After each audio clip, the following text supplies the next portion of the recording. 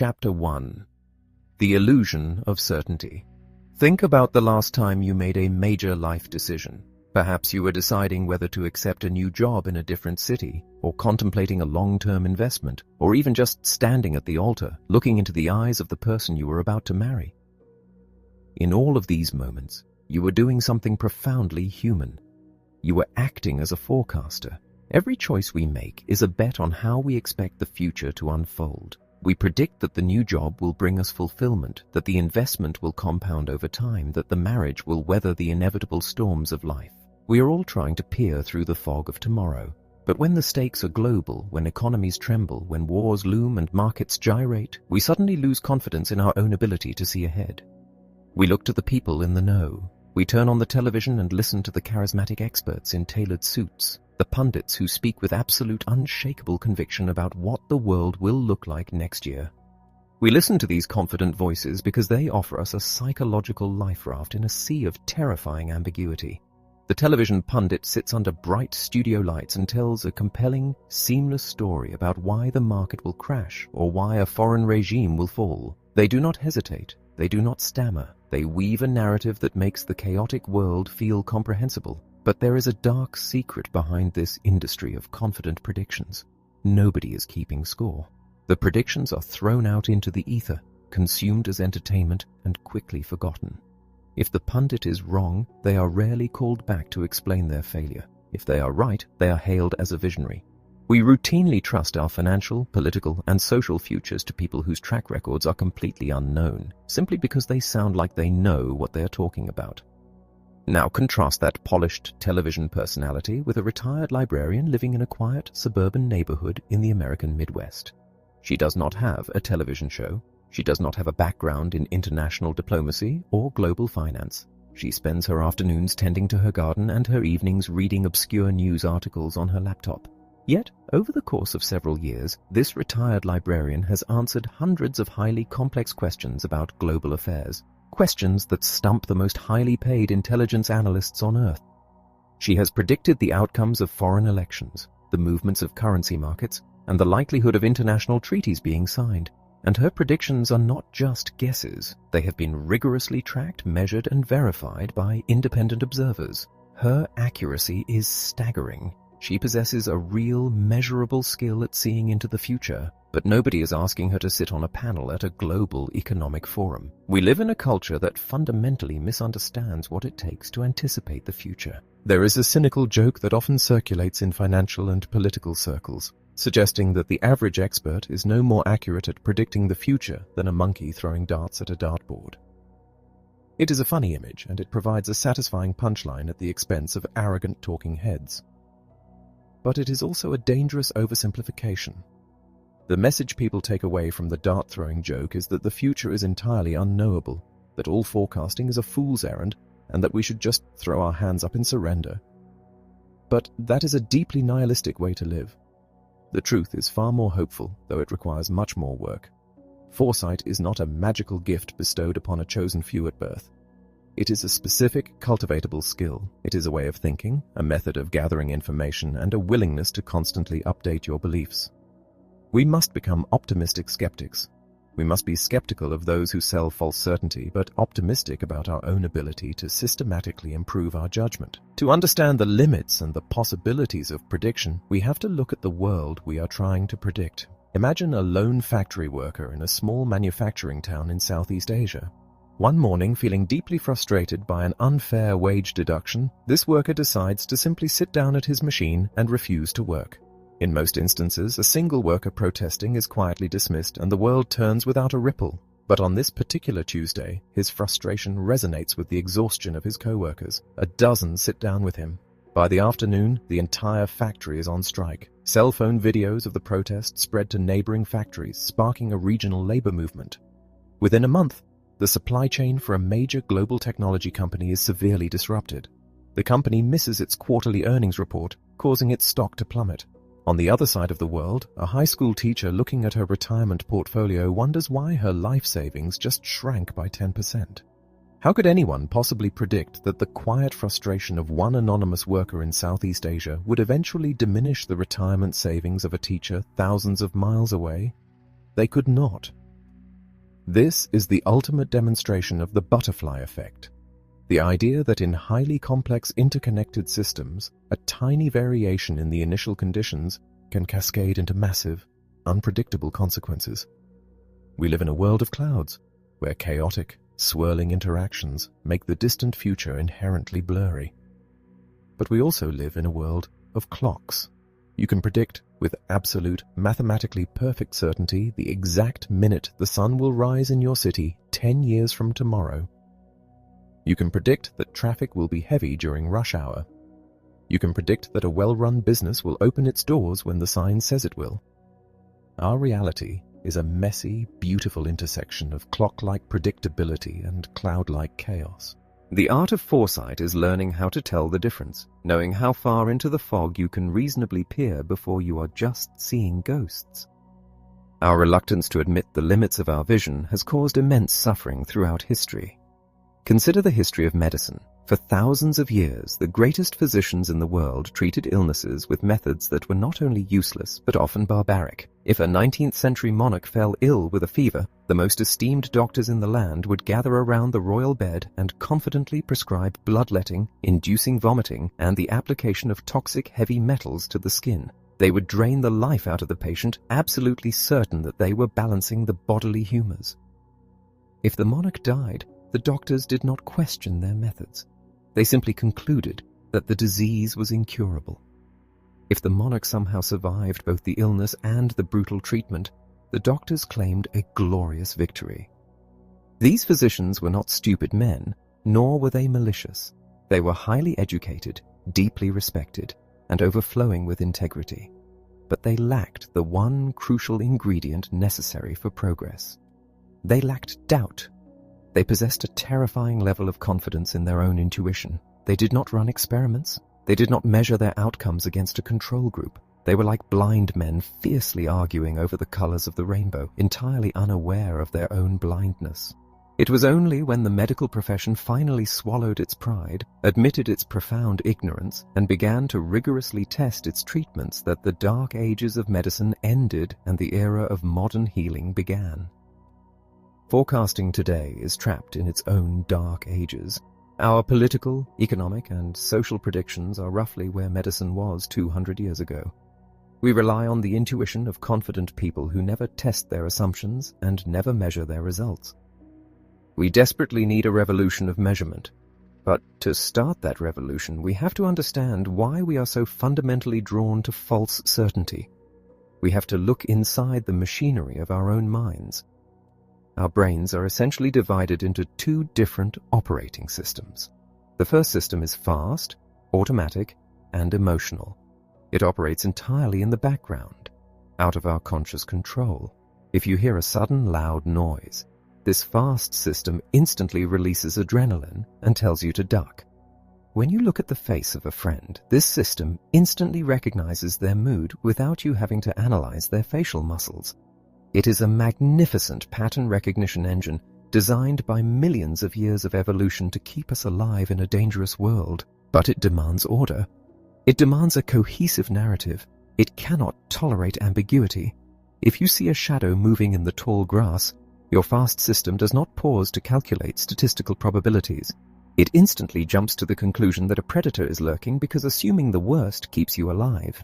The second operating system is slow, deliberate, and logical. It is the voice in your head that you use when you are trying to solve a complex math problem or navigate a tricky social negotiation. It is capable of holding conflicting ideas, of weighing probabilities, of experiencing doubt, but it is incredibly lazy. It requires a massive amount of mental energy to engage. Therefore, our default state of moving through the world is to let the fast, intuitive system run the show.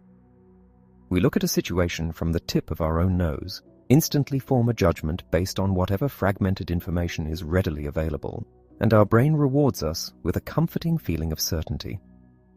Because we are so dependent on this fast, intuitive system, we constantly fall into cognitive traps without even realizing it. One of the most common and dangerous traps is a mental maneuver we pull on ourselves when faced with a highly complex problem. Imagine a hiring manager trying to decide whether a candidate will be successful in a demanding, dynamic corporate role. The true question she needs to answer is incredibly difficult. Will this specific human being, with all their unseen flaws and hidden talents, thrive under the unpredictable pressures of our specific corporate culture over the next 5 years? That question is nearly impossible to answer with certainty. So the hiring manager's fast-thinking brain performs a subtle magic trick. It secretly substitutes the impossibly hard question with a much easier one. The new hidden question becomes, does this candidate speak confidently, dress well, and remind me of myself when I was younger? The manager answers the easy question with a resounding yes, feels a warm rush of intuition, and hires the candidate genuinely believing she has answered the hard question. We do this every day. We substitute how we feel about a politician for an analysis of their economic policy. We substitute the vivid memory of a recent airplane crash for the actual statistical probability of flying safely. We substitute the confident tone of a television pundit for actual evidence of their foresight. We bait and switch ourselves into a false sense of security. If we want to learn to see the future with any degree of accuracy, we have to fight our own biology. We have to learn to recognize the seductive pull of the easy answer and the comfortable narrative. We must realize that the view from the tip of our nose is hopelessly limited. To step out of the dark ages of prediction, we must embrace the very thing our brains are wired to hate. We must learn to love doubt. We must invite uncertainty into our minds, sit with it, and resist the urge to rush to a conclusion. Because only when we accept that we do not naturally know the truth can we begin the hard, quiet work of figuring out what the truth actually is. And the very first step in that hard work is learning how to keep score. Chapter 2: The Science of Keeping Score. Imagine a charismatic founder of an established global retail empire. A new, scrappy online competitor emerges from a garage promising to change the way people shop. The established founder is invited onto a prominent financial news television program and asked about the threat this upstart poses. He leans back in his chair, smiles confidently, and laughs. He declares on national television that the online company has absolutely no chance of capturing a meaningful share of the retail market. He is completely dismissive. 10 years pass. The scrappy upstart has become a technological behemoth, utterly dominating global commerce, while the founder's traditional retail empire is shuttering stores and filing for bankruptcy. We watch the old footage of his television interview and we mock him. We call him a dinosaur who was too arrogant to see the future arriving right in front of him. But if we pause, strip away our emotional reaction, and look at his prediction with the cold, rigorous eye of a scientist, we have to ask an uncomfortable question. Was his prediction actually wrong? What exactly did he mean by the phrase meaningful share when he made his confident declaration? Did he mean 2% of the market, 10%, 50%, and which market was he referring to? Was he talking about domestic clothing sales or global electronics or the entirety of all consumer goods? Because he never defined his terms, his words are entirely elastic. His prediction is so inherently vague that it is logically impossible to conclusively, mathematically prove that he was wrong. It feels wrong, and history has clearly humbled him, but the ambiguity of his language protects him from a definitive scientific failure. This is the first massive barrier we face when we try to measure foresight. We cannot evaluate a prediction if we have to guess what the forecaster was actually trying to say. Now imagine a group of highly respected, famous economists who sign a passionate public letter warning the government that a newly announced central bank policy will lead to catastrophic inflation and the severe debasement of the national currency. 5 years go by. The currency remains perfectly stable, and inflation is virtually non-existent. Financial observers write articles mocking the economists, calling their dire, apocalyptic warning a colossal and embarrassing failure. But if you were to confront those economists, they would likely just smile knowingly and tell you to be patient. They would argue that they never said the catastrophic inflation would happen overnight. They would insist that the economic forces are still brewing and that the collapse is still coming. Because they failed to attach a specific hard timeline to their warning, their forecast is essentially immortal. It can never be decisively debunked. A prediction without a strict expiration date is not a forecast at all. It is simply a philosophical stance, pretending to be a vision of the future. Even when we try to be serious, our reliance on the nuances of language continues to sabotage us. Imagine a team of highly paid corporate intelligence analysts tasked with anticipating the moves of a ruthless rival corporation. They spend weeks gathering data and deliver a highly polished report to their board of directors. The report concludes that there is a serious possibility that the rival will launch a hostile takeover bid within the next 6 months. The board of directors reads the phrase "serious possibility," panics, and immediately liquidates critical assets to build a defensive war chest, inadvertently crippling their own company's long-term growth. Later, as the dust settles and no hostile takeover occurs, the lead analyst is asked what exactly he meant by that phrase. He admits he thought there was roughly a 20% chance of the takeover happening.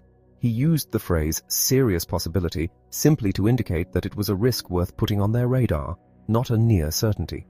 But the board had interpreted "serious possibility" as an 80% likelihood of immediate corporate warfare. Because the analysts chose the comforting poetry of words over the hard, cold reality of numbers, they inadvertently triggered a panic. Words like might, could, and fair chance mean vastly different things to different people. If we are serious about measuring our ability to predict the future, we must stop acting like poets and start acting like bookies. We must use numbers. But even when we force people to use precise numbers, our minds struggle to process the concept of probability.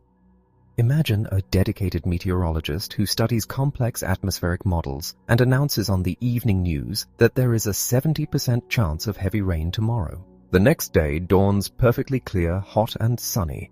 Furious citizens call the weather station, demanding the meteorologist be fired for being so completely wrong.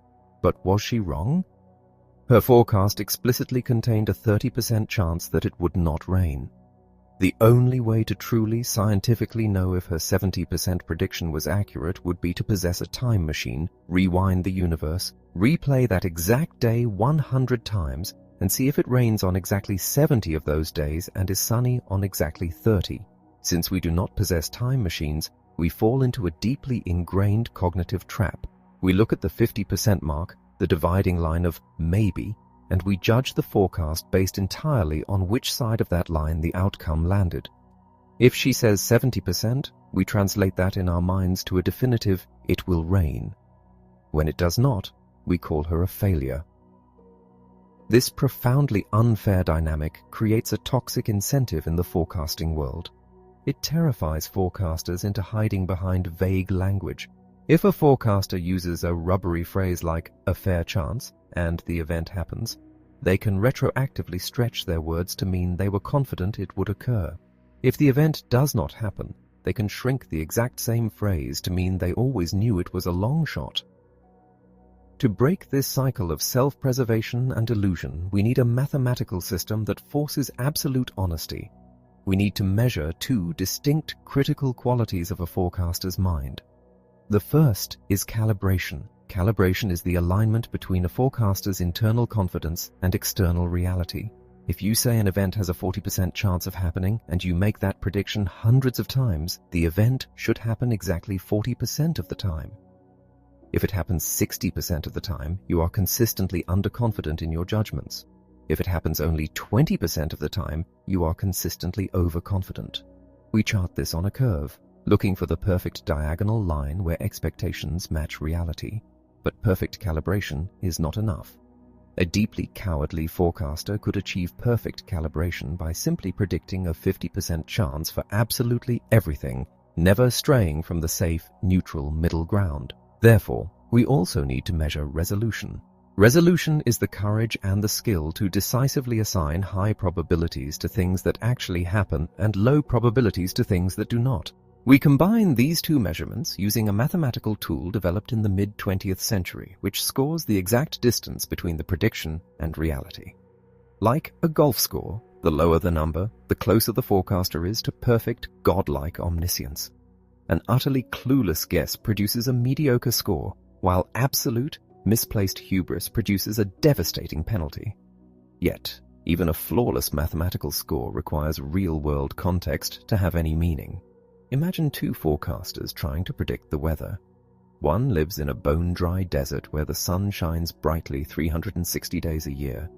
She simply predicts sunny and hot every single morning, utilizing a mindless rule of no change, and her mathematical score is spectacular.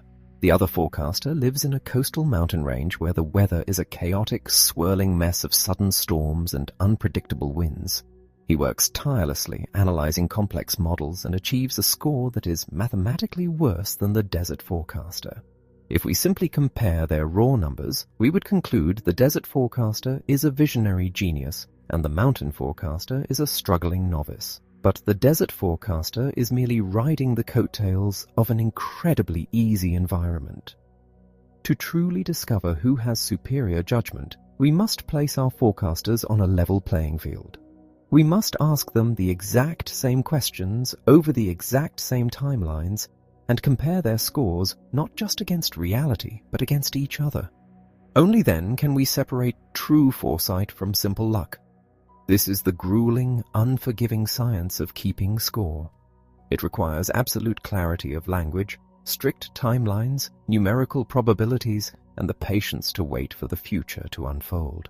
It is incredibly difficult to execute, which is why almost no one in politics, finance, or media bothers to do it. But it is the only cure for the illusion of knowledge. And once we build this strict laboratory, once we set the rules and invite thousands of people to play the game, we are finally ready to discover who can actually see the future and what makes their minds so entirely different from the rest of ours. Chapter 3. The Discovery of the Superforecaster. Imagine the most sophisticated intelligence apparatus in human history. Thousands of highly trained analysts, satellites that can read a license plate from orbit, and billions of dollars flowing through classified channels are all dedicated to a single terrifying question. Is a hostile, rogue nation secretly constructing a weapon of catastrophic power? The analysts gather the fragmented clues. The hostile leader is acting suspicious, hiding industrial facilities, and playing elaborate games with international inspectors. The intelligence directors sit before the leaders of their nation and declare the existence of this weapon to be an absolute, undeniable fact. It is presented as a slam dunk. Based on this unshakable certainty, massive military campaigns are launched, countless lives are forever altered, and immense national treasure is spent. And then, as the dust of the conflict finally settles and the occupied territory is scoured, the devastating truth is revealed. The weapon never existed. The greatest intelligence network ever built has suffered a complete, generational, and deeply humiliating collapse. When the inevitable investigations conclude, the true nature of the failure is laid bare for the world to see. It was not that the analysts were foolish, nor was it that the raw data was completely fabricated. Based on the shadowy, incomplete information available at the time, suspecting the existence of the weapon was an entirely reasonable deduction. Their fatal, catastrophic flaw was not the suspicion itself. It was their absolute, unyielding certainty. If they had walked into that briefing room and stated that there was a 60% probability the weapon existed, the national leaders might have paused. They might have demanded more evidence or sought diplomatic alternatives. But by stripping away all doubt, by declaring an ambiguous, educated guess to be an unquestionable fact, they triggered a cascade of disastrous decisions. It became agonizingly clear that having access to the deepest, most guarded secrets on Earth does not automatically grant you the ability to foresee the future. From the ashes of this colossal failure, a radical and dangerous idea was born within the highest levels of research. What if the entire system of expert prediction was fundamentally flawed? What if the insular, highly secretive culture of professional intelligence actually bred arrogance instead of accuracy? To find out, an unprecedented forecasting tournament was created. The doors were thrown wide open, not just to credentialed academics and seasoned spies, but to the general public.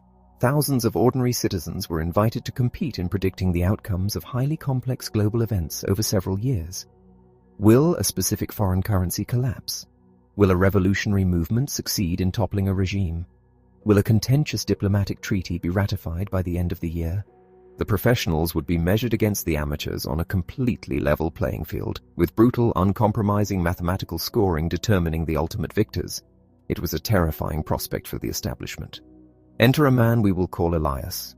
Elias is not a geopolitical strategist. He is a retired logistics manager living in a quiet mountain town, spending his days hiking and his evenings reading history. He has no security clearance. His only tools are a standard internet connection, an insatiable curiosity, and a relentless, quiet dedication to the task at hand. Every morning, Elias sits at his dining room table with a cup of coffee and looks at the questions posed by the tournament. He reads news reports from a dozen different countries, carefully seeking out conflicting viewpoints. He weighs the possibilities, slowly separating his own emotional desires from the cold, hard facts. He makes his forecasts, updates them meticulously as new information arrives, and then goes about his day. At the end of the first year of this massive global experiment, the scores are tallied. The results are nothing short of a seismic shock to the established order. Elias, the retired logistics manager, did not just perform reasonably well. He utterly obliterated the competition. He outpredicted the prestigious academic institutions. He outpredicted the seasoned, famous political pundits. He even outpredicted the professional intelligence analysts who had access to classified top-secret data. And Elias was not an anomaly. A small, elite fraction of the thousands of amateur volunteers achieved the exact same staggering level of accuracy. They were a remarkably diverse group: teachers, computer programmers, artists, and retirees, united only by their uncanny ability to peer through the fog of global complexity and see what was coming with breathtaking clarity. They were dubbed the Superforecasters. They were ordinary people walking among us who possessed a seemingly extraordinary superpower. But a healthy, scientifically minded skeptic must instantly ask, was this true foresight, or were they simply the beneficiaries of profound statistical luck? Imagine standing in a massive stadium with 10,000 people. You ask everyone to flip a coin. Half will get heads, half will get tails. You ask the winners to flip again and again and again. Eventually, by pure random chance, a handful of people will flip heads 10 times in a row. They will look like coin-flipping geniuses. They might even be interviewed on television, claiming they have a magical connection to the coin. But if you ask them to return the next day and repeat the performance, they will fail spectacularly. Their sudden collapse back to average performance is a mathematical inevitability known as regression to the mean. If Elias and his fellow superforecasters were simply lucky guessers throwing darts at a board, their second year in the tournament would be a disaster. They would inevitably regress back to the level of the average bumbling crowd. So, the tournament organizers held their breath and watched the second year unfold, then the third and the fourth. The superforecasters did not collapse. They did not regress to the mean. In fact, when they were grouped together and allowed to collaborate, their accuracy actually increased. They consistently maintained their seemingly impossible edge over the professionals, defying the laws of statistical gravity year after year. This was the undeniable mathematical proof the world had been waiting for. It was not a fluke. It was not a prolonged streak of blind luck. Genuine, measurable foresight was real, and it resided in the minds of these quiet, unassuming individuals scattered across the globe. The discovery of the superforecaster fundamentally changes how we must look at the world and our own potential within it. It proves that the ability to navigate the uncertain waters of tomorrow is not reserved exclusively for those sitting in the halls of power, holding advanced degrees or possessing classified secrets. The secret to their incredible success is not what they know, nor is it who they are. It is the very architecture of their thought process. They have cultivated a specific, highly deliberate way of looking at information, stripping away their own biases, and confronting the vast unknown with profound humility. To understand how they achieve the impossible, we must step away from their phenomenal scores, look inside their minds, and learn the subtle, powerful mechanics of how they actually think. Chapter 4. The Mind of the Fox. When you hear about ordinary people who possess the staggering ability to predict global events, a natural, almost defensive assumption immediately springs to mind. You assume they must be unreachable, certified geniuses. You picture isolated savants with stratospheric IQs, capable of performing complex calculus in their heads while speaking 6 languages. This assumption is comforting because it lets the rest of us off the hook. If unparalleled foresight requires a mutant brain, then we do not have to put in the hard work of trying to improve our own judgment. We can simply shrug and leave the future to the intellectual elite. But this comforting assumption is entirely false. When researchers tested the cognitive abilities of these extraordinary individuals, the results were deeply revealing. They measured both raw processing power, the ability to solve abstract logic puzzles, and accumulated knowledge, like an awareness of global geography and history. The individuals who achieved the highest levels of foresight were certainly intelligent, scoring well above the national average. They were well-read and mentally active. But they were not off the charts, once-in-a-generation geniuses. In fact, many of the regular, average-performing volunteers in the forecasting tournaments were just as intelligent and just as knowledgeable. The data proved an inescapable truth. Raw intellect is a necessary baseline, but it is not the deciding factor.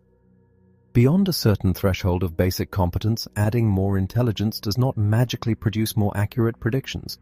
It is not the raw processing power of the hardware that sets the visionary apart. It is the specific, highly disciplined software they choose to run. To understand this software, we must look at how these individuals approach an impossible question. Imagine you are asked to estimate the exact number of independent coffee shops operating in a massive, sprawling metropolis like Tokyo or London. You are not allowed to search the internet. You have absolutely no data in front of you. Most people would react with deep frustration. They would stare into space, feel a slight knot of anxiety, and eventually pull a random, entirely unjustified number out of thin air. They might guess 2,000 or maybe 10,000. If you asked them how they arrived at that number, they would simply shrug and say it felt right. Their answer emerged from a dark, unexamined black box within their minds. The master forecaster takes a completely different path. They do not stare into the black box. Instead, they aggressively break the impossible question down into a series of smaller, manageable components. They ask themselves what they would need to know to solve the puzzle. To find the number of coffee shops, they need to know the population of the city. They need to estimate what percentage of that population buys coffee on any given day. They need to guess how many cups of coffee a single shop can physically serve in a day to remain profitable. Suddenly, the impossible whole is fractured into 4 or 5 smaller estimates. The forecaster still does not know the exact answers to these smaller questions, but they can make highly educated, logical guesses. They establish a sensible range for the population. They make a conservative estimate on daily coffee consumption. By the time they multiply these smaller, transparent guesses together, they produce a final estimate that is astonishingly close to reality. They have successfully separated the knowable from the unknowable. They have forced their own hidden assumptions out into the light of day, where they can be inspected, critiqued, and refined. This relentless decomposition of a problem is the very first tool in their cognitive toolkit. But breaking a problem down is only the beginning. The next step is a profound shift in perspective, moving from the specific to the universal. Imagine you are walking down a vibrant city street and you see a brand new, beautifully designed restaurant preparing for its grand opening. The windows are gleaming, the menu looks exquisite, and you happen to know that the head chef is deeply passionate and highly trained. If someone asked you to predict whether this specific restaurant will still be open in 3 years, your intuitive brain would immediately focus on the exquisite menu and the passionate chef. You would weave a compelling narrative about talent and hard work, and you would confidently predict success. You have become entirely consumed by the specific details of the situation. You are looking at the problem from the inside. The master of foresight aggressively resists this urge. Before they ever look at the menu or the chef, they pull back and look at the broader, colder reality. They ask a brutally simple question. What is the baseline survival rate for any new restaurant in this city? This is the outside view. The statistical reality is that the vast majority of new restaurants, regardless of their decor or their chef, will fail within the first 3 years. By forcing themselves to start with this grim, universal baseline, the forecaster creates an anchor of reality. Only after they have firmly established this statistical base rate do they allow themselves to look at the specific, unique details of the new restaurant. They might decide that the highly trained chef improves the odds of survival slightly, so they adjust their prediction upward. But because they started from the outside, their final prediction will remain grounded in statistical probability, forever protecting them from the seductive, emotional narratives that lead the rest of us astray. When you combine the breakdown of impossible questions with the rigorous discipline of the outside view, you begin to see the world differently. You become incredibly agile. There is an ancient philosophical concept that contrasts 2 types of thinkers. One thinker is rigid, viewing the entire world through the lens of a single, massive, unifying theory. Every problem they encounter is forced into this one specific framework. The other thinker is agile, adaptable, and deeply suspicious of grand theories. They possess a massive toolkit of different analytical methods, and they constantly shift their perspective depending on the unique demands of the problem in front of them. The visionary forecaster is the ultimate agile thinker. They do not believe in one single truth. They aggregate different perspectives. Imagine the eyes of a dragonfly. Unlike human eyes, which look in a single direction, a dragonfly's eye is a massive sphere covered in thousands of tiny, distinct lenses. Each lens captures a slightly different fragment of reality. The dragonfly's brain takes these thousands of conflicting, overlapping images and synthesizes them into an incredibly acute panoramic vision that allows it to navigate a chaotic environment with breathtaking precision. This is exactly what the greatest forecasters do with information. They do not just seek out data that confirms their initial hunch. They actively hunt for opposing viewpoints. If they strongly believe a foreign policy initiative will succeed, they deliberately seek out the most intelligent critics of that policy to understand why it might fail.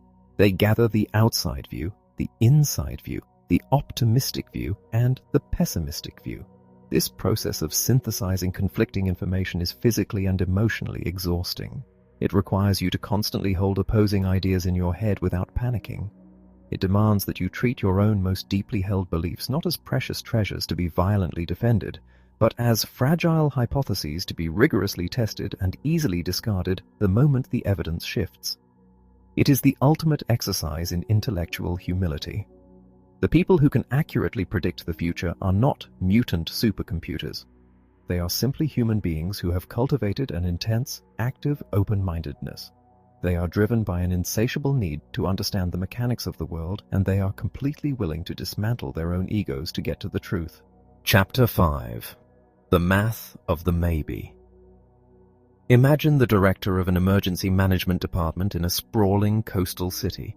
A massive, chaotic storm system is churning over the ocean, and the tracking models are fiercely divided. The city's mayor, feeling the crushing weight of public responsibility, summons the chief meteorologist into a tense, windowless briefing room. The mayor looks the meteorologist in the eye and demands a straight answer. Is this hurricane going to hit our city directly? The meteorologist, a seasoned scientist, replies that they do not deal in absolute certainties. She states that there is a 60% probability of a direct strike. The mayor slams a hand on the table in sheer frustration. I have to decide whether to issue a mandatory evacuation for 2 million people, the mayor yells. I cannot evacuate the city based on a coin flip. I need a yes or a no. This intense desire for a definitive answer is a universal human trait. When we face high stakes, ambiguity feels unbearable. We demand to know if the market will crash, if the startup will succeed, or if the medical treatment will cure the disease. We want the absolute comfort of 100% certainty, or the absolute closure of 0%. We look at the space in between as a useless, frustrating void, but the meteorologist in that briefing room was the only one telling the truth. The universe rarely offers absolute guarantees, and demanding them forces us into a dangerous state of denial. It forces intelligent people to disguise their uncertainty and declare an educated guess to be an unquestionable fact. To understand why we despise probabilities, we have to look back at the environments that shaped our brains. For almost all of human history, calculating complex statistical models was not just a useless academic exercise. It was a lethal liability. Imagine an ancient ancestor foraging for food in a dense, quiet forest. Suddenly a shadow shifts in the tall grass nearby. If our ancestor paused to carefully weigh the evidence, noting the wind speed and calculating the precise percentage chance that the shadow belonged to a predator, they would not have survived to pass on their genes. The human brain evolved to make lightning-fast survival decisions. It developed a primitive, hyper-efficient mental dial with exactly 3 settings: yes, no, and maybe. Is it a threat? Yes, run immediately. No, relax completely. Maybe, stay on high alert. This 3-setting mental dial kept us alive in the wilderness, but it is a disastrous tool for navigating the complexities of the modern world. When an intelligence agency or a financial institution relies on the word maybe, they are effectively blinding themselves. If you only have one setting for uncertainty, you are forced to treat a 20% risk of disaster as the exact same thing as an 80% risk of disaster. If a doctor tells a patient that a surgery might be fatal, The patient has no way of knowing if they are facing a minor complication or a desperate gamble for survival. To master the art of foresight, we must completely shatter this primitive three-setting dial. We must take the word maybe and subdivide it into a vast, highly granular scale of numbers. The individuals who possess a true gift for anticipating the future do not use vague language. They do not even settle for rounding their predictions to the nearest comfortable 10%. They think carefully and debate whether an event has a 65% chance of occurring or a 68% chance. To the uninitiated, this level of minute precision might sound like arrogant academic posturing. It might seem impossible that a human mind could genuinely distinguish between a 4% risk and a 6% risk, but rigorous analysis of massive forecasting tournaments proves that this granularity is intensely meaningful. People who push themselves to think in precise, single-digit percentages consistently and significantly outperform those who lazily stick to broad 10s or 20s. The effort required to finely tune the mental dial forces the brain to process information more deeply, resulting in a much sharper vision of what is to come. This undeniable reliance on precise numbers leads to another deeply ingrained misconception. If seeing the future requires thinking in such granular percentages, surely the master forecasters must be mathematical savants. We imagine them as reclusive quantitative analysts, covering whiteboards in complex calculus and writing predictive algorithms to divine the fate of the world. But this, too, is a myth. While these individuals are certainly comfortable with basic numbers, they almost never rely on obscure mathematical formulas or advanced modeling software to make their calls. Their incredible accuracy does not come from a machine or a magical equation. It comes from the quiet, profoundly human act of turning subjective judgment into a precise numerical value. However, fully embracing the math of the maybe requires us to make a painful emotional sacrifice. We are biologically driven to search for meaning in a chaotic universe. Imagine two strangers who happen to bump into each other on a crowded subway platform, strike up a conversation, and eventually spend 50 years happily married. When they reflect on the infinite number of tiny, random variables that had to align perfectly for them to be standing on that exact platform at that exact second, they do not see a statistical anomaly. They see destiny. They conclude that they were simply meant to be. When we face devastating tragedy, we use the exact same coping mechanism. We soothe our broken hearts by insisting that everything happens for a reason, and that the pain is part of a grander, unseen plan.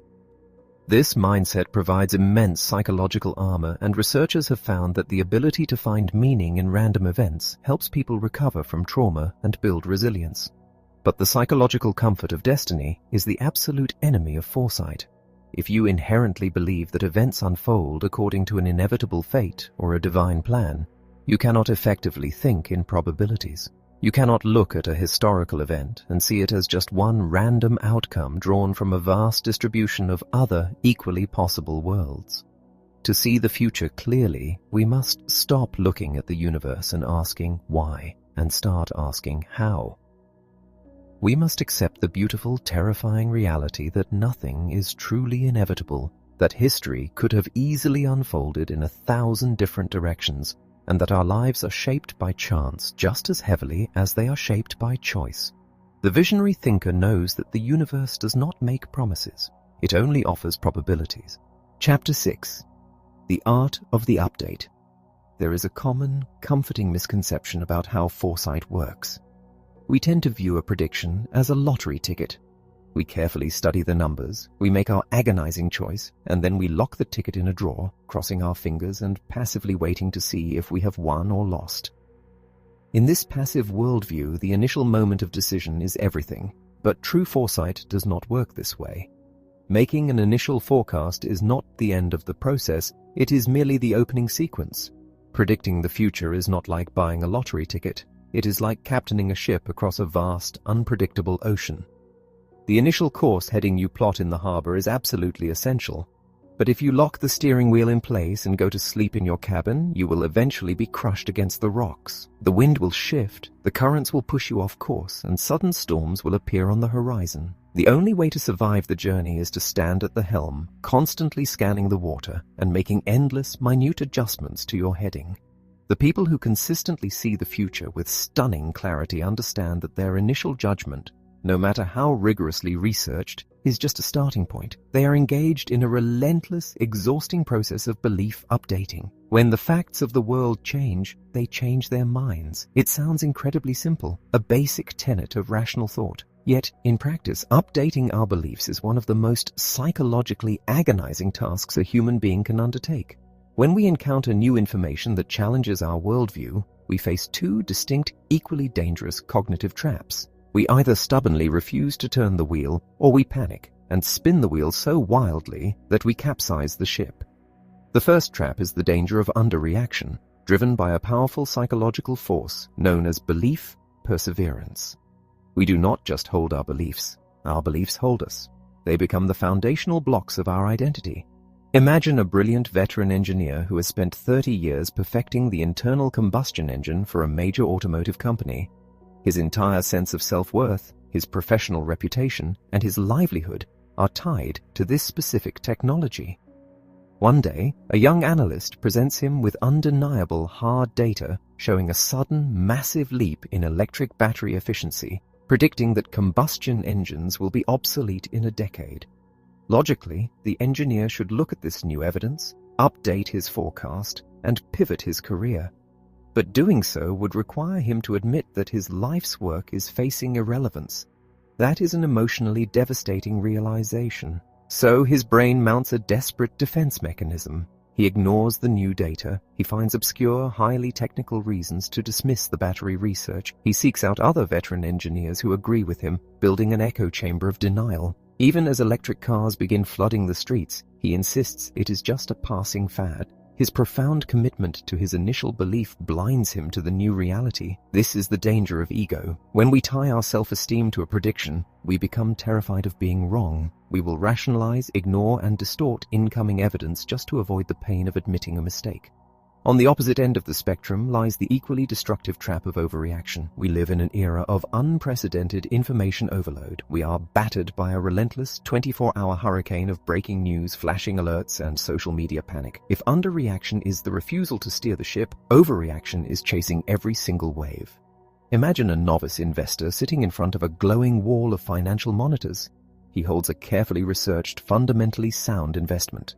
Suddenly, a prominent anonymous blogger posts a vaguely negative rumor about the company. The stock price dips 2%. The investor feels a sudden sharp surge of panic. He abandons all his initial research, assumes the sky is falling, and liquidates his entire portfolio at a massive loss. The very next morning, the rumor is thoroughly debunked, and the stock price surges to record highs. This investor was a victim of the dilution effect. He allowed a single piece of irrelevant, low-quality noise to completely overwhelm his solid, long-term logic. When we lack a strong emotional anchor, we become hyper-reactive. We treat every minor fluctuation, every sensational news headline, and every temporary setback as a massive, fundamental shift in the universe. We abandon our well-reasoned forecasts simply because the wind changed direction for 5 minutes. We expend massive amounts of energy frantically leaping from one conclusion to another, and ultimately we end up further away from the truth than when we started. The master forecaster must sail the incredibly narrow, perilous strait between the rock of stubborn ego and the whirlpool of mindless panic. They must be willing to change their minds, but they must not be easily swayed. To achieve this seemingly impossible balance, they employ a method of thinking that is as elegant as it is effective. They update their beliefs constantly, but they do so in microscopic increments. Imagine a highly trained search and rescue crew looking for a lost hiker in a vast, dense mountain range. They do not just pick a random spot on the map and run blindly into the woods. They start with a broad, statistical probability map based on where hikers usually get lost. Then, a few hours into the search, a rescuer finds a single, freshly snapped twig. This tiny piece of evidence does not mean the hiker is standing directly behind the next tree, nor does it mean they should instantly abandon the rest of the search grid. But it does mean something. It shifts the probability map ever so slightly toward the east. A few hours later, another team finds a scuff mark on a rock. Another tiny shift. The rescue crew is constantly integrating new clues with their old knowledge. They never cling stubbornly to their original starting point, and they never overreact to a single broken branch. They slowly, meticulously zero in on the truth. This is the very essence of the art of the update. When visionary thinkers encounter new, valid information, they do not throw away their original forecast. They recognize that their initial judgment contained valuable insights that should not be discarded. Instead, they carefully blend the old knowledge with the new evidence. If they originally predicted a 60% chance of a geopolitical conflict and a minor diplomatic breakdown occurs, they do not suddenly jump to a 95% certainty of war. They might carefully adjust their mental dial to 62% or perhaps 64%. It is an unglamorous, tedious, and profoundly humble process. To update your beliefs in this way, you must cultivate a profound sense of emotional detachment from your own ideas. You must stop viewing your predictions as extensions of your personality or tests of your intelligence.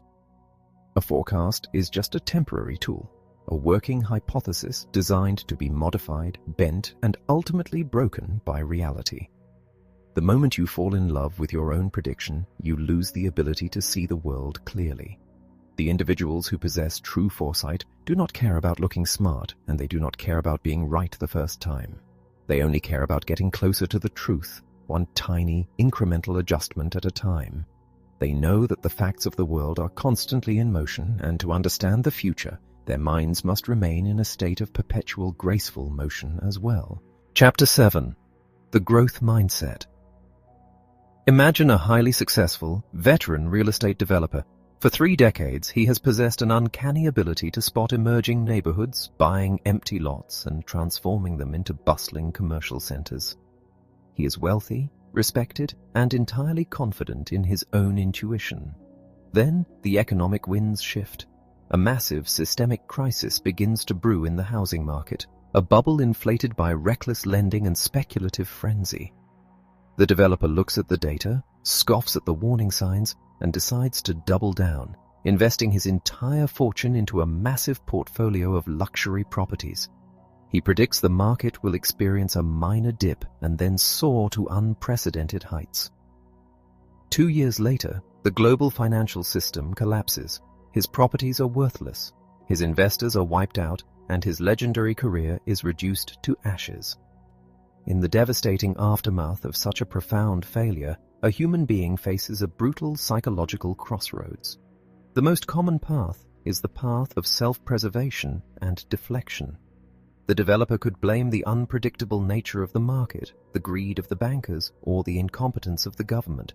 He could convince himself that the crash was a 1-in-a-million anomaly that no mortal could have ever foreseen. By doing this, he protects his ego, but he guarantees that he will never learn from his mistake. The second path is incredibly rare and agonizingly painful. It requires the developer to look in the mirror, strip away his decades of pride, and admit that his judgment was fundamentally flawed. It requires him to tear apart his own blueprints, dissect his own ruined spreadsheets, and ruthlessly hunt for the exact moment where his mind betrayed him. The people who possess the deepest, most accurate foresight on earth have all experienced crushing failures. What separates them from the rest of us is that they actively choose the second path. They view failure not as a humiliating indictment of their self-worth, but as an incredibly valuable, illuminating piece of data. They possess what psychologists refer to as a growth mindset. To understand this mindset, we must look at how we view our own potential. Many of us operate under the assumption that our abilities are fixed traits, carved into our DNA at birth. We tell ourselves that we are simply bad at math, or not a natural public speaker, or terrible at anticipating trends. We treat these self-imposed limitations as immutable laws of physics. If you believe your intellect is entirely fixed, then every time you encounter a difficult problem and fail, you interpret that failure as absolute proof of your own biological inadequacy. You feel a deep sense of shame, and your natural instinct is to immediately abandon the task to protect your pride. This fixed mindset becomes a tragic, self-fulfilling prophecy. Because you quit, you never put in the agonizing practice required to improve, ensuring that you will remain forever trapped by your own insecurities. The visionary forecaster views the human brain entirely differently. They view intellectual abilities, including the ability to predict the future, as muscles that must be aggressively torn down and rebuilt through deliberate effort. If they make a prediction and it fails spectacularly, they do not feel a sense of inherent shame. They feel a spark of intense, hungry curiosity. They realize that a failed forecast means they have discovered a flaw in their mental software, an error in their processing code that can now be isolated and repaired. They lean into the failure. They are fascinated by the mechanics of their own mistakes. They understand that the only way to expand the boundaries of their perception is to relentlessly push themselves into zones of intense intellectual discomfort. However, possessing a growth mindset is completely useless if you do not actively step into the arena. You cannot learn to anticipate the future simply by reading theoretical books about probability and cognitive biases. Imagine trying to learn how to expertly sail a boat through a tempest by sitting in a comfortable armchair and reading a physics textbook about wind resistance and fluid dynamics. The book might give you the mathematical formulas, but the moment you step onto a real deck, the violent, chaotic reality of the ocean will throw you overboard. You have to feel the heavy resistance of the tiller in your hands. You have to get knocked flat by the swinging boom, and you have to taste the salt water when the boat inevitably capsizes. The deep, intuitive knowledge of how to balance the craft cannot be perfectly translated into written words. It must be absorbed into your nervous system through physical repetition, failure, and adjustment. This is known as tacit knowledge. Forecasting is exactly the same. It is a verb. You must actively do it over and over again to build the cognitive muscle memory required to navigate the future. But there is a dangerous caveat to practice. Repetition only breeds excellence if it is accompanied by immediate, uncompromising feedback. When you are learning to sail, the ocean provides instant feedback. If you turn the sail too sharply, you immediately end up in the water. But the realm of forecasting is incredibly murky. It is more like an archer trying to shoot arrows into a target at the bottom of a pitch-black canyon. The archer draws the bow, releases the string, and listens. They hear a faint clattering sound echoing up from the darkness. Did the arrow hit the absolute dead center of the bullseye, or did it bounce off a rock 20 yards away? Without turning the lights on, the archer has absolutely no idea.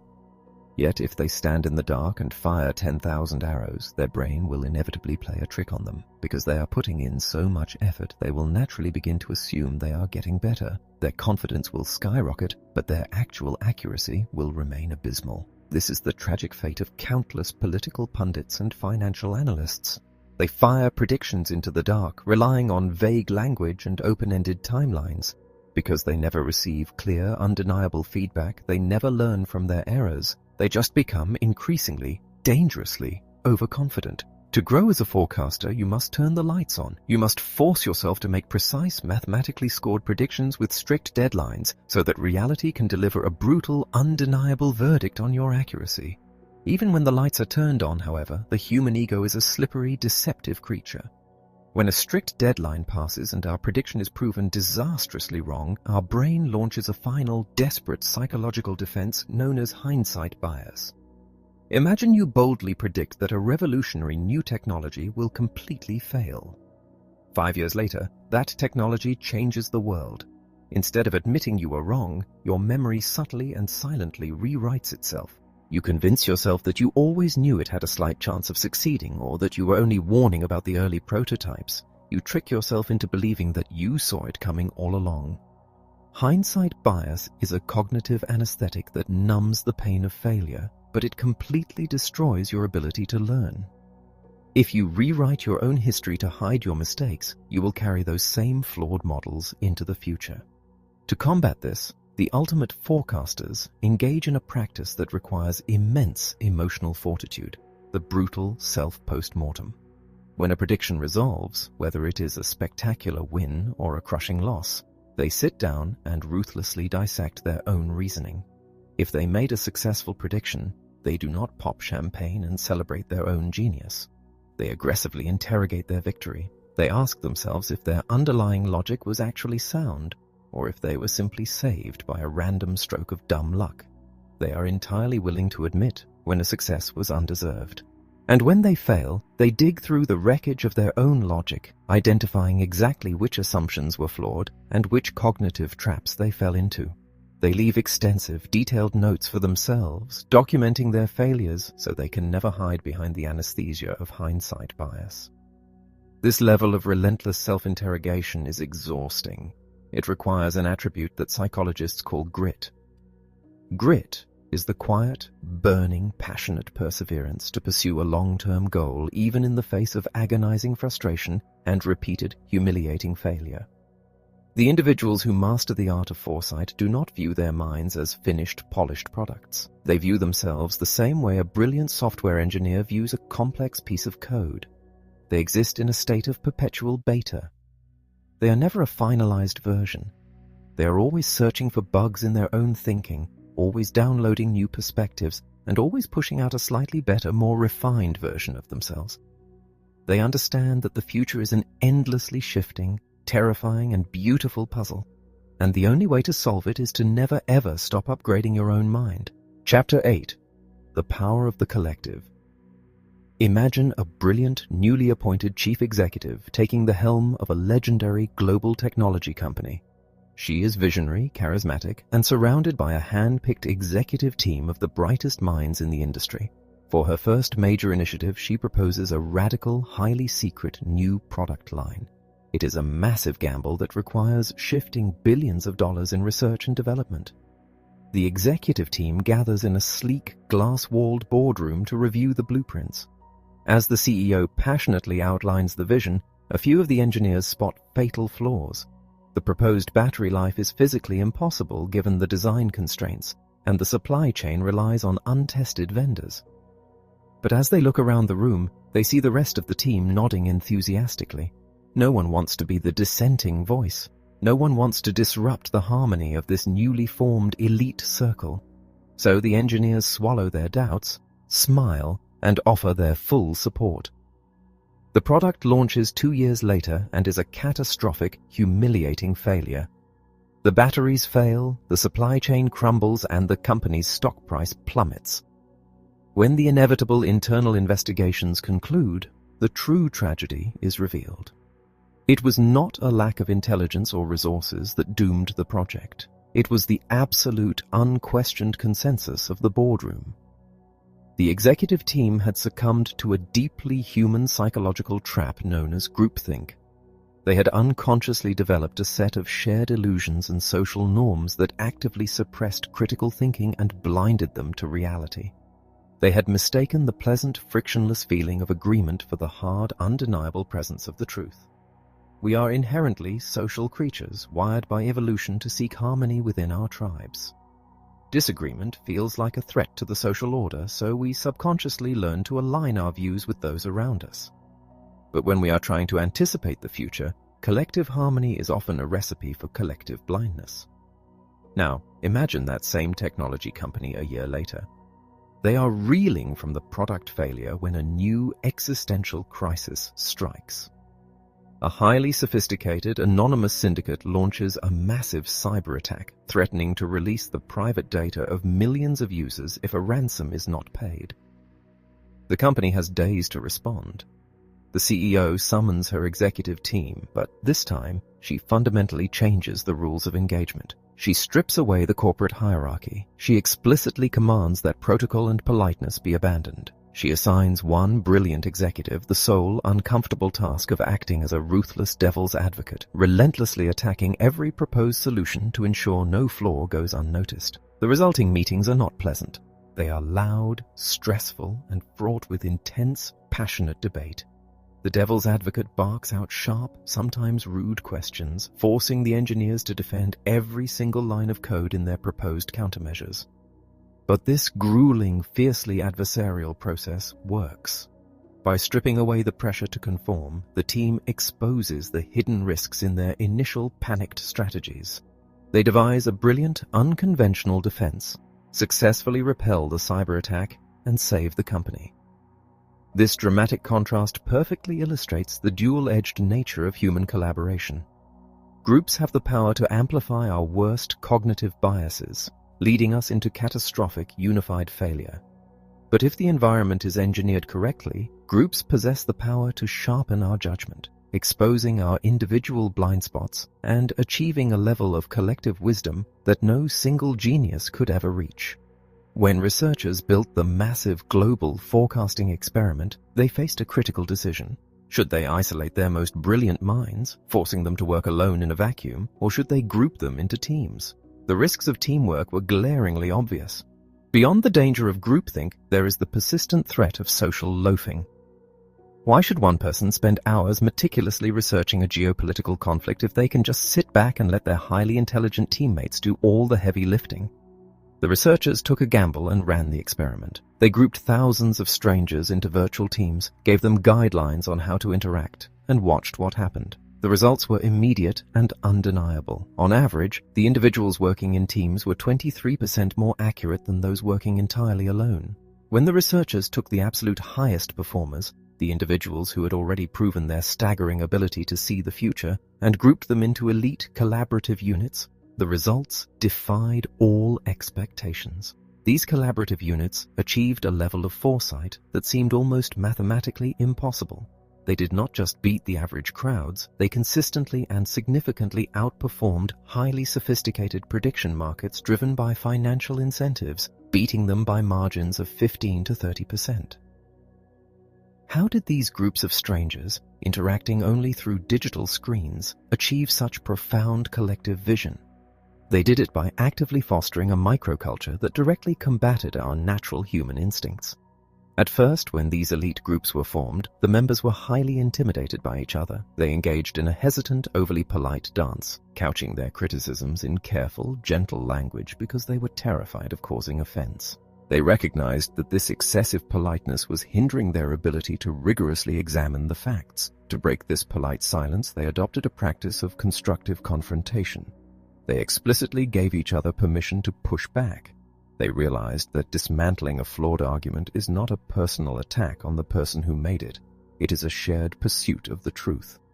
They mastered the art of precision questioning. If a teammate vaguely suggested that a certain political movement was gaining momentum, the others would not simply agree or disagree.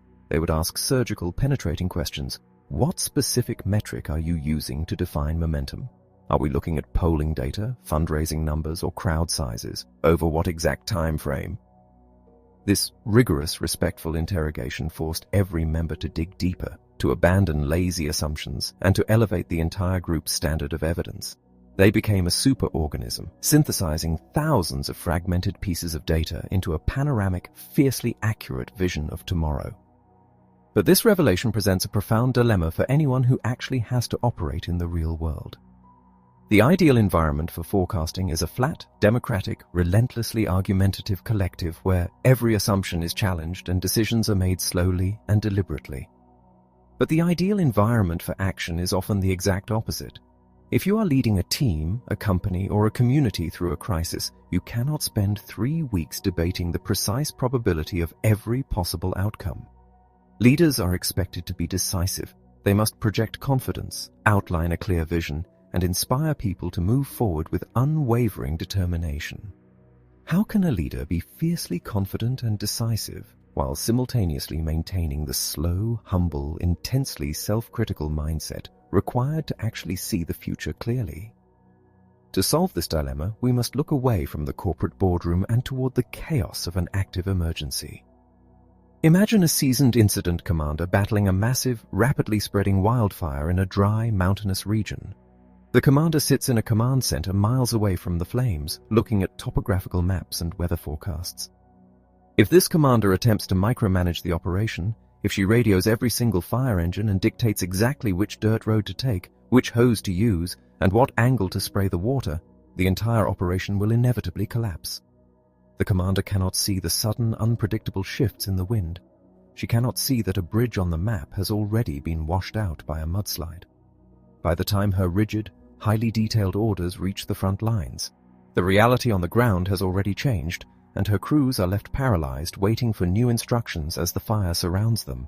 The most effective emergency commanders employ a radically different philosophy, a concept originally pioneered by 19th century military strategists. This philosophy acknowledges one fundamental, unshakable truth. No rigid plan ever survives its first encounter with reality. In high-stakes, chaotic environments, frequent and rapid decisions can only be made on the spot, driven by the people actually facing the shifting conditions. Therefore, the brilliant commander practices a method known as mission command. She does not dictate the how, she strictly dictates the what and the why. She radios her teams on the front line and says, "Your mission is to completely secure the western ridge to protect the evacuation route for the town below. I do not care how you achieve this, it is entirely up to your judgment." By pushing the decision-making power down the hierarchy, the commander empowers her people on the ground to act as independent, agile forecasters. When the wind suddenly shifts, the crew on the western ridge does not need to pause and ask headquarters for permission to adapt. They immediately assess the new data, update their mental models, and improvise a new tactic to secure the ridge. This philosophy resolves the leader's dilemma. A visionary leader must possess the fierce, unwavering confidence to decide what the ultimate goal is, and they must demand resolute, uncompromising action to achieve it. But they must simultaneously possess the profound intellectual humility to admit that they cannot possibly predict the chaotic, swirling obstacles that will appear along the way.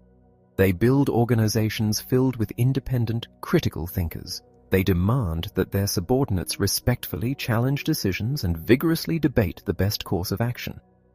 But once the debate is settled and the mission is set, the entire organization commits wholly and executes with absolute determination. Intellectual humility is not about walking through the world with your head hung low, paralyzed by self-doubt and terrified of making a choice. True humility is the quiet, powerful recognition that reality is infinitely complex, that your own vision is inherently limited, and that mistakes are biologically inevitable. It is the ability to fiercely trust in your own capacity to learn and adapt while simultaneously acknowledging that the universe owes you no guarantees. When you combine this profound humility with the power of a fiercely honest, critically thinking collective, you stop being a victim of the future. You become its architect. Chapter 9. The Limits of Foresight. Imagine a thriving, isolated island nation whose entire economy is based on a highly predictable, incredibly lucrative agricultural export. For decades, the nation's leading economists and agricultural scientists have perfectly mapped the growth cycles, the seasonal rainfall, and the global market demand. Their predictive models are flawless, generating immense wealth and stability. They build a society founded on the absolute confidence that next year will look exactly like the last. Then, on a random Tuesday afternoon, an uncharted freak seismic event deep within the ocean floor triggers a localized tsunami. Within an hour, the island's coastal infrastructure and primary shipping ports are completely destroyed. The economists stare at their perfectly calibrated spreadsheets in shock. Their formulas were completely accurate based on the data they had, but the seismic event was fundamentally outside the realm of their predictable universe. No amount of brilliant analysis, no synthesis of opposing viewpoints, and no granular probability scale could have warned them about the earthquake. This story forces us to confront a deeply humbling reality. As we build our cognitive toolkits, cultivating active open-mindedness and embracing the wisdom of fiercely collaborative groups, it is incredibly easy to develop a new kind of hubris. We begin to feel that if we just apply enough mental discipline, if we just break the problem down into enough manageable pieces, we can conquer any unknown. But we must honestly acknowledge the absolute boundaries of human vision. We must understand that there are hard, immutable limits to what we can predict. Our universe is a bewildering mixture of two completely different types of systems. Some systems are like massive, complicated clocks. If you understand how the gears grind together and how the springs function, you can perfectly anticipate what the clock will do. We can calculate the exact timing of solar eclipses or the phases of the moon centuries in advance with flawless precision. But other systems are like clouds. The shape a cloud will take depends on an unimaginably complex series of interactions between tiny water droplets and dust particles. Because these systems are entirely nonlinear, even a microscopic change in the starting conditions can mushroom into an enormous, sweeping transformation. This is the essence of the butterfly effect, the idea that a single insect flapping its wings on one side of the globe could theoretically set off a devastating tornado on the other. For centuries, brilliant scholars dreamed of a theoretical omniscient intellect. They believed that if an intellect were vast enough to know the exact location and momentum of every single atom in existence, It could place all of that data into a single, elegant formula and perfectly see the future as clearly as it remembered the past. But the sheer existence of cloud-like chaotic systems has completely shattered that dream. No matter how vastly our computing power grows, and no matter how finely we tune our personal judgment, we are still living inside the cloud. This means we must develop a profound respect for the difference between two very distinct types of uncertainty. The first type is uncertainty born of ignorance. If you do not know how a complex combustion engine works, it seems mysterious and unpredictable. But the engine is a solvable puzzle. With enough time, effort, and study, you can pry the machine open, map its components, and perfectly understand its mechanics. This is knowable uncertainty. The second type of uncertainty is entirely different. It is fundamental, chaotic, and intractable. No matter how many brilliant meteorologists you consult, and no matter how intensely you analyze the data, you can never flawlessly predict the exact temperature in your city on a specific afternoon 1 year from today. The system is just too deeply susceptible to random cascading variables. When we fail to recognize this second type of uncertainty, we begin to make dangerous, overconfident leaps into the void. This is the ultimate trap for the seasoned, successful forecaster. They use their rigorously trained minds to successfully anticipate events 3 or 4 months into the future. They feel the rush of victory, and their ego quietly whispers that they can see even further. They attempt to forecast the geopolitical landscape 3, 4, or 5 years out, but the data tells a brutal, humbling story. As the time horizon expands, the accuracy of even the most brilliant minds rapidly deteriorates, eventually collapsing until their predictions are no better than a blind random guess. The fog of the future simply becomes too thick. Accepting this blindness is not a surrender. It is the ultimate expression of wisdom. The true master of foresight does not claim to hold a crystal ball that can peer through the decades. They know exactly where the boundary of their vision lies, and they refuse to confidently march past it. When they encounter a problem that is hopelessly saturated with chaotic, irreducible uncertainty, they do not invent a false narrative to comfort themselves. They keep their predictions incredibly cautious, hovering in the middle of their mental dials, fully acknowledging the immense power of random chance. They step away from the illusion of absolute control. This realization changes how we must navigate our lives and our organizations. If we know that long-term forecasting is fundamentally compromised by chaos, we cannot base our entire existence on rigid, unyielding 5-year plans. We must build systems, careers, and communities that are inherently resilient. We must cultivate the agility to survive the sudden, unpredictable shocks that no human mind could ever anticipate. We focus our intense analytical energy on the short-term horizons where our vision actually matters, making the best possible decisions with the information we have right now. We learn to find a deep, enduring peace with the unknown, walking bravely into the fog of tomorrow, armed with the sharpest tools of logic but protected by the heavy armor of profound humility. Chapter 10. The Tenets of Tomorrow. We stand on the precipice of a technological revolution. Every day we are inundated with stories of staggering advancements in artificial intelligence. Algorithms are processing unfathomable mountains of data at lightning speed. Supercomputers have systematically defeated the greatest human champions in deeply complex strategy games, and they have trounced brilliant human minds in television trivia competitions. As these machines grow exponentially more powerful, a chilling question naturally arises. Is the era of human judgment coming to a close? If an algorithm can instantly calculate 1 billion variables, will we soon reach a point where we simply ask a digital oracle to predict the future of the global economy, the outcome of an election, or the trajectory of our own lives? While it is true that statistical algorithms consistently outperform subjective human judgment in rigid, predictable environments, the vast majority of our world does not operate on a static track. There is a profound difference between a computer accessing a vast historical database to name a political leader from the past, and a computer attempting to predict whether that same leader will make a deeply emotional, irrational decision in the next 10 years. Machines excel at recognizing established patterns and mimicking human meaning, but they cannot originate meaning. The chaotic, deeply subjective space of human intention, where logic frequently bends to emotion, is an arena where human judgment will always be required. Therefore, the future of foresight does not belong purely to the machine, nor does it belong purely to the unassisted human mind. The future belongs to the synthesis of the two. We are moving toward a world of collaborative forecasting, where a human mind pairs with a computer to overcome its own biological biases and cognitive limitations. The machine will process the raw data, identifying the statistical baselines, while the human will provide the nuanced context, interpreting the messy, unquantifiable human elements. But to be an effective partner in this alliance, the human mind must be sharpened to its absolute finest edge. We must internalize a philosophy of foresight, a set of guiding tenets that govern how we interact with the unknown. The first of these tenets requires us to act like medical triage nurses, carefully selecting the battles we choose to fight.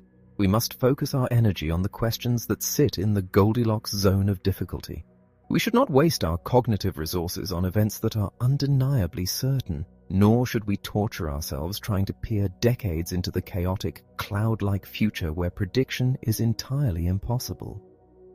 Once we find a worthy question, the second tenet demands that we ruthlessly break down the seemingly intractable problem into a series of smaller, solvable puzzles.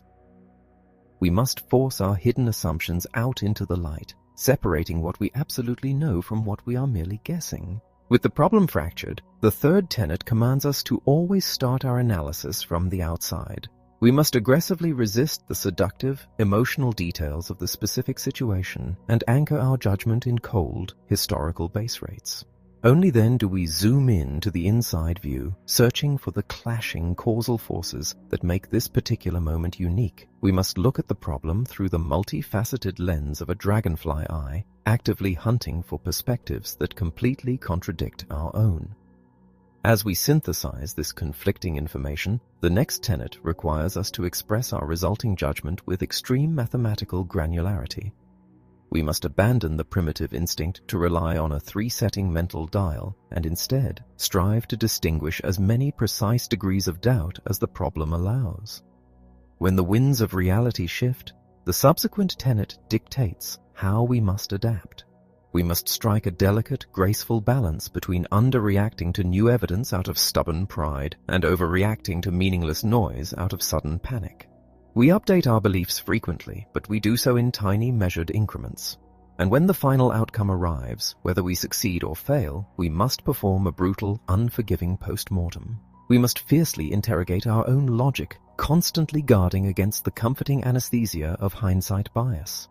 Furthermore, we must acknowledge that true foresight is fundamentally a collaborative endeavor. It requires us to engage in constructive confrontation, bringing out the absolute best in our peers while allowing them to ruthlessly expose our own blind spots. Above all, we must view our own minds as works in perpetual progress. Like a person learning to ride a bicycle, we understand that true balance can only be achieved by falling down, analyzing the mechanics of the fall, adjusting our posture, and getting back on the seat. We must commit to the relentless cycle of trying, failing, and trying again. And finally, the ultimate tenet is the realization that none of these guidelines are absolute, rigid laws. The master of foresight knows that sometimes the rules must be broken to avoid arriving at a barbarous, nonsensical conclusion. Guidelines are meant to serve our judgment, not to replace it. The journey to clear vision is not a final destination you reach. It is a posture you must constantly maintain. It is the conscious decision to reject the illusion of certainty, to fight the fragility of your own ego, and to stand bravely in the fog of the unknown. By embracing the math of the maybe, by treating every failure as a vital lesson, and by constantly updating our map of reality, we stop reacting to the future in fear. We become its active participants, navigating the chaotic beauty of tomorrow with open minds, profound humility, and an unrelenting desire for the truth.